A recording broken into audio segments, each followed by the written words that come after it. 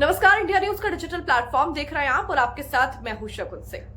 भारत पाकिस्तान के बीच में जब तनाव की स्थिति थी तो कैसे जब पूरी दुनिया भारत के साथ थी तो कुछ चुनिंदा देश ऐसे थे जो पाकिस्तान के साथ थे, यानी आतंकिस्तान के साथ थे। उनमें चीन और तुर्की सबसे पहले नंबर पे थे। चीन लगातार पाकिस्तान को शुरुआत से सपोर्ट करता हुआ आया है, वहीं तुर्की एक सडन देश ऐसा निकलकर सामने आया था जिसने पाकिस्तान का साथ दिया। तुर्की वो देश जिसके साथ भारत खड़ा था उसके ऐसे बुरे वक्त में जब उसके साथ कोई देश पहले खड़ा नहीं हुआ था, लेकिन तुर्की ने क्या किया, भारत का साथ न देकर पाकिस्तान का साथ दिया और भारत की पीठ पर खंजर घोंप दिया।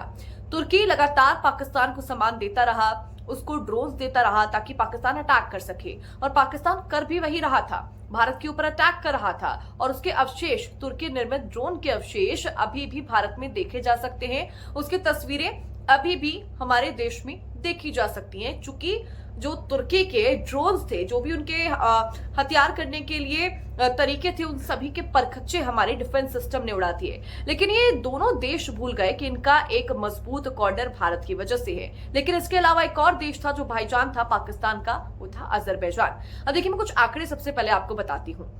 2024 के तुर्की में करीब 62.2 मिलियन विदेशी पर्यटक आए, जिनमें से करीब 3 करोड़ पर्यटक अकेले भारत से आए थे। वहीं 2023 की तुलना में भारतीय पर्यटकों में 20.7% की वृद्धि हुई थी।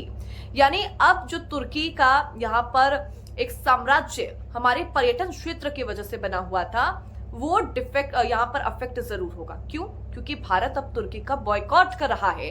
भारतीय जो पर्यटक हैं वो तुर्की का बॉयकॉट कर रहे हैं, और इससे नुकसान कितना होगा? 261.6 मिलियन अमेरिकी डॉलर का नुकसान तुर्की को होगा जब भारतीय पर्यटक तुर्की का बहिष्कार कर देंगे। यानी देश का लगभग 291.6 बिलियन अमेरिकी डॉलर का प्रत्यक्ष नुकसान यहाँ पर तुर्की को होगा। इसके अलावा भारतीय शादी, कॉर्पोरेट कार्यक्रम और अन्य सांस्कृतिक कार्यक्रम जो होते हैं वो भी रद्द हो रहे हैं, क्योंकि लोग अब तुर्की का बहिष्कार कर रहे हैं, बॉयकॉट कर रहे हैं। अब देखिए, कुछ और आंकड़े मैं आपको बताती हूँ।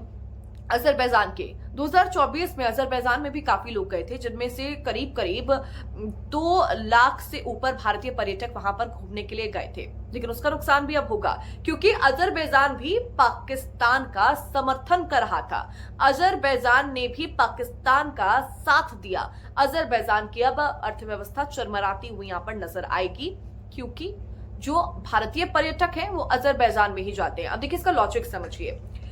चीन जो है वो हमारे पास से चीप लेबर कोस्ट के ऊपर लेबर्स उठाता है, चीप प्राइसेस पे लेबर्स उठाता है, सामान लेता है और उसका इस्तेमाल करके वो सामान बनाता है, और उसके बाद वो डायरेक्ट भारत को बेचना शुरू कर देता है। वहीं तुर्की और अजरबैजान जो है, उनकी अर्थव्यवस्था हमारे पर्यटन क्षेत्र की वजह से काफी ज्यादा है। पर्यटन क्षेत्र वहां पर सबसे ज्यादा इंपॉर्टेंट रोल प्ले करता है। बहुत सारे भारतीय अपनी छुट्टियां मनाने के लिए, अपनी शादी समारोह मनाने के लिए, कुछ कॉर्पोरेट इवेंट्स भी होते हैं, वो सब कुछ करने के लिए वो तुर्की या फिर अजरबैजान जाते हैं। लेकिन अब जब तुर्की और अजरबैजान ने पाकिस्तान का साथ दिया, क्योंकि चीन का तो हम लोग बॉयकॉट काफी लंबे समय से करते हुए आ रहे हैं, उनके सामानों को बॉयकॉट हम लोग कर ही रहे हैं, लेकिन इस हरकत के बाद, तुर्की और अजरबैजान की हरकत के बाद, अब हमने बॉयकॉट करना शुरू कर दिया है अजरबैजान का और तुर्की का।